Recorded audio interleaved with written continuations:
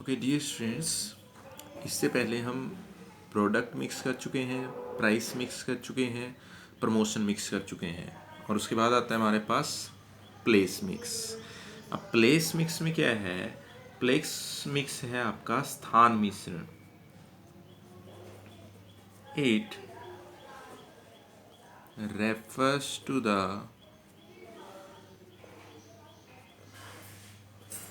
combination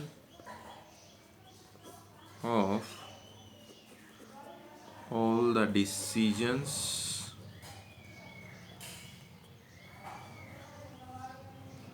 relating to make products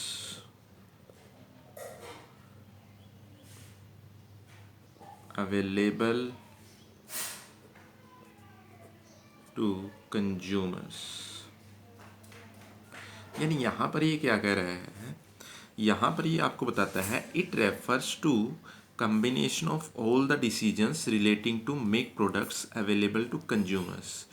यानी ये उन सभी डिसीजंस का एक कम्बिनेशन है। ये सारे डिसीजंस हैं, इन सभी का कम्बिनेशन है relating to make products available to consumers. तो ये कहता है ये उन सभी डिसीजंस का, उन सभी निर्णयों का योग है जो एक प्रोडक्ट को या जो एक उत्पाद को उपभोक्ताओं को उपलब्ध करवाता है। ये उन सभी निर्णयों का योग है। तो अब ये कहता है कि प्लेस मिक्स में जो प्रोडक्ट है वो आपका प्रोड्यूसर से कंज्यूमर तक अवेलेबल करवाया जाता है। यहाँ से लेकर जो प्रोडक्ट है, यहाँ से लेकर यहाँ इनके पास कंज्यूमर के पास अवेलेबल करवाया जाता है। तो प्रोडक्ट को प्रोड्यूसर से कंज्यूमर तक पहुँचाने के लिए जितने भी डिसीजंस हैं वो सारे के सारे आपके प्लेस मिक्स के अंदर इंक्लूड किए जाते हैं, जो आपके प्रोड्यूसर से कंज्यूमर तक पहुँचाते हैं। उसके बाद ये कहता है कि जो प्रोड्यूसर से कंज्यूमर तक जो प्रोडक्ट को पहुंचाते हैं और जो डिसीजंस लिए जाते हैं वो डिसीजंस कौन कौन से हैं? वो डिसीजंस आपके यहाँ पर दो हैं। पहला तो है आपका ये आपका चैनल्स ऑफ डिस्ट्रीब्यूशन, इसे कहा जाता है वितरण माध्यम। दूसरा है आपका फिजिकल डिस्ट्रीब्यूशन। फिजिकल डिस्ट्रीब्यूशन ये है आपका यहाँ पर भौतिक वितरण। अब देखते हैं ये दोनों डिसीजंस हैं क्या, इनका मीनिंग क्या है वो देखते हैं हम। जैसे फर्स्ट ऑफ ऑल अगर देखें, ये है आपका channels of distribution. Channels of distribution means वितरण माध्यम, यानी वितरण के माध्यम कौन कौन से हैं, चैनल्स कौन कौन से हैं डिस्ट्रीब्यूशन के लिए, कि किसी भी प्रोडक्ट को आप प्रोड्यूसर से और कंज्यूमर तक लेकर जाते हैं तो बीच में चैनल कौन कौन से आते हैं, इनके बारे में कह रहा है ये कि ये आइटम यहाँ से प्रोड्यूसर से कंज्यूमर तक कोई भी आइटम, कोई भी प्रोडक्ट कैसे पहुँचता है। It refers to the path through the goods transfer to the consumer from the producer. अब यहाँ पर ये क्या कह रहा है? यहाँ पर ये कह रहा है it refers to the path, यानी इसका अभिप्राय उस मार्ग से है through the goods transfer to the consumer, जिसके द्वारा जो गुड्स हैं, जो वस्तुएं हैं, ट्रांसफर टू द कंज्यूमर, वो कंज्यूमर तक पहुंचती हैं फ्रॉम द प्रोड्यूसर। यानी ये कह रहा है कि इसका जो मीनिंग है वो उस पाथ से है, उस रास्ते से है जिसके थ्रू जो वस्तुएं हैं, जो प्रोडक्ट हैं, वो ट्रांसफ़र होते हैं टू द कंज्यूमर, उपभोक्ता तक, फ्रॉम द प्रोड्यूसर, उत्पादक से लेकर। और इन सभी जो ये मार्ग बताए गए हैं, इन सभी मार्गों को आप क्या कह सकते हैं? इन सभी मार्गों को आप मिडल मैन कह सकते हैं। इन सभी मार्गों को आप मिडल मैन का नाम दे सकते हैं। मिडल मैन यानी कि जो मध्यस्थ हैं। अब मध्यस्थ में आपके, इसमें आपका एजेंट भी आता है, इसमें आपका होलसेलर भी आता है,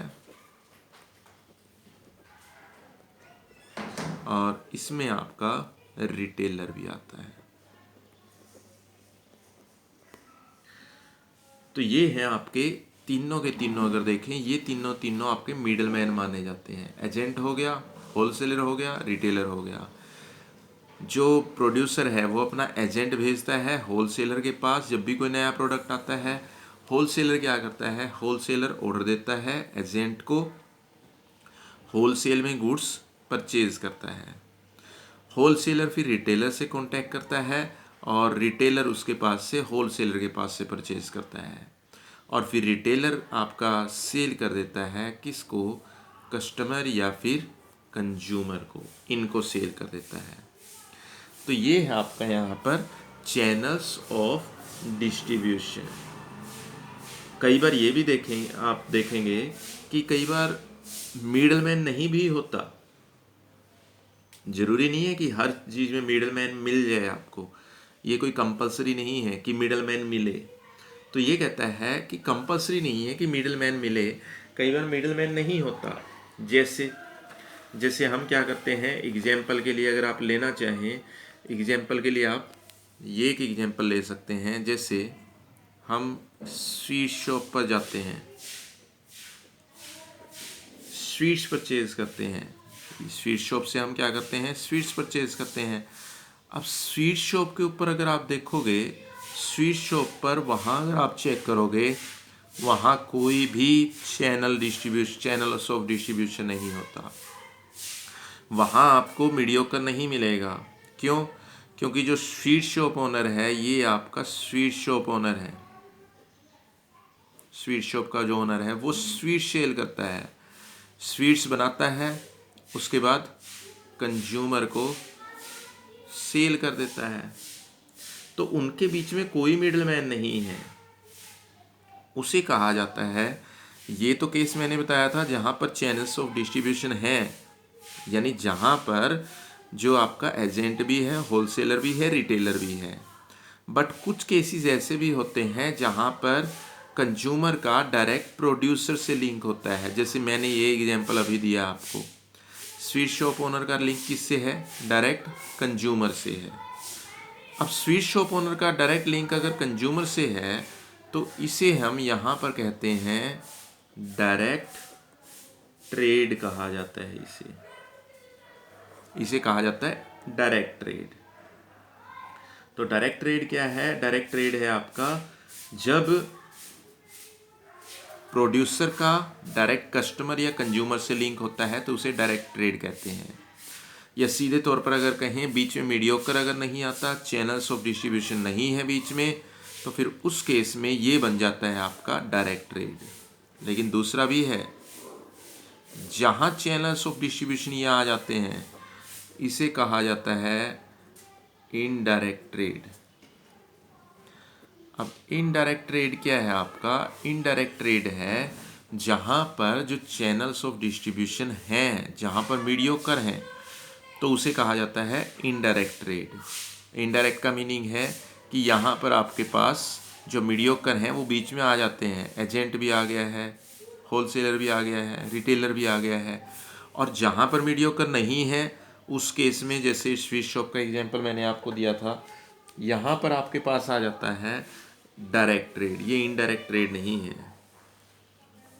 उसके बाद एक हमारे पास आता है एक छोटा सा क्वेश्चन इसी के अंदर, why do firms use intermediaries in distributing their products. ये कहता है कि जो फर्म हैं वो इंटरमीडिएरीज को, जैसे इंटरमीडिएरीज हैं जो मिडलमैन हैं, एजेंट को, होलसेलर को, रिटेलर को, इनको यूज़ क्यों करती हैं फर्में अपने प्रोडक्ट को डिस्ट्रीब्यूट करने के लिए, इनको यूज़ क्यों करती हैं। ये कहता है इसके पीछे दो रीज़न हैं। पहला, फर्स्ट तो आपका ये distribution is a costly function. उसके बाद डायरेक्ट सेलिंग नॉट पॉसिबल। अब इसके अंदर ये कह रहा है, यहाँ पर ये बताता क्या है कि जो फर्में हैं वो मिडल मैन यूज़ क्यों करती हैं अपने प्रोडक्ट को डिस्ट्रीब्यूट करने के लिए। बिना मिडल मैन भी तो काम चलाया जा सकता है। तो इसमें ये कह रहा है सबसे पहले distribution is a costly function. जो डिस्ट्रीब्यूशन है वो बहुत कॉस्टली फंक्शन है, यानी मिडल मैन को यूज़ करना कॉस्टली हो जाता है। इससे प्रोडक्ट की जो सेलिंग प्राइस है प्रोडक्ट का वो बढ़ जाता है। तो इसलिए जो प्रोडक्ट है प्रोडक्ट का जो प्रोडक्ट है प्रोडक्ट को डिस्ट्रीब्यूट करने के लिए बहुत ज़्यादा इन्वेस्टमेंट की ज़रूरत होती है। अब ये यहाँ पर कह रहा है कि distribution is a costly function. अब कॉस्टली क्यों है, कॉस्टली क्यों बता रहा है इसको, पहले तो ये देखते हैं।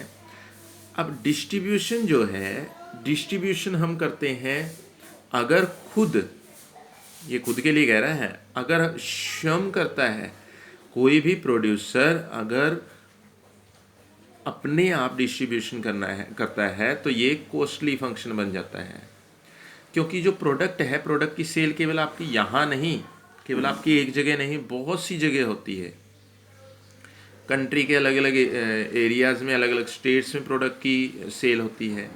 तो वहाँ तक अगर प्रोड्यूसर इनको पहुँचाता है तो वो उसके लिए कॉस्टली फंक्शन बन जाता है।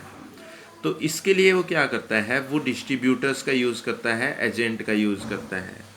एजेंट से जो आइटम है वो जल्दी पहुँच जाती है कंजप्शन पॉइंट तक। और दूसरा अगर देखें, डिस्ट्रीब्यूशन अगर वो खुद करेगा तो वो क्या क्या करेगा, वो प्रोडक्शन भी करेगा, वो डिस्ट्रीब्यूशन भी करेगा, वो सेल भी करेगा, सारी चीज़ें वो खुद नहीं कर सकता। एक ही कहता है डायरेक्ट सेलिंग नॉट पॉसिबल, कि जो डायरेक्ट सेलिंग है वो पॉसिबल नहीं है।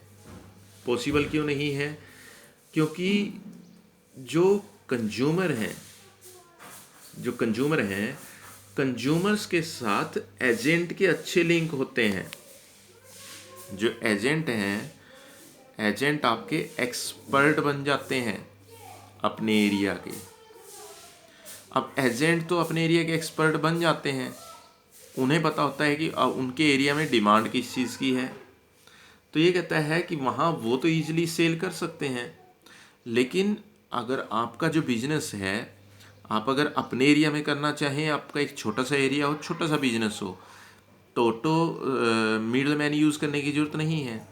बट अगर देखें आपका जो एरिया है वो वास्ट है, आपका जो एरिया है वो बहुत ज़्यादा फैला हुआ है, तो उस केस में अगर देखें, उस केस में एजेंट की और मिडल मैन की आपको ज़रूरत पड़ जाती है। जैसे एग्जांपल के लिए ही अगर देखें, जैसे डाबर के प्रोडक्ट आते हैं। अब डाबर एक बहुत बड़ी कंपनी है। अब डाबर कंपनी के प्रोडक्ट्स को अगर आप देखेंगे तो डाबर कंपनी के प्रोडक्ट कंपनी खुद डिस्ट्रीब्यूट नहीं कर सकती, क्योंकि इतनी बड़ी कंपनी है। वो सेल करेगी या डायरेक्ट सेलिंग करेगी हर जगह जाकर कंज्यूमर्स को, तो वो पॉसिबल ही नहीं है। तो इसलिए क्या किया जाता है, इसलिए आपका जो डिस्ट्रीब्यूटर हैं उनको यूज़ किया जाता है, इसलिए मिडल मैन को यूज़ किया जाता है।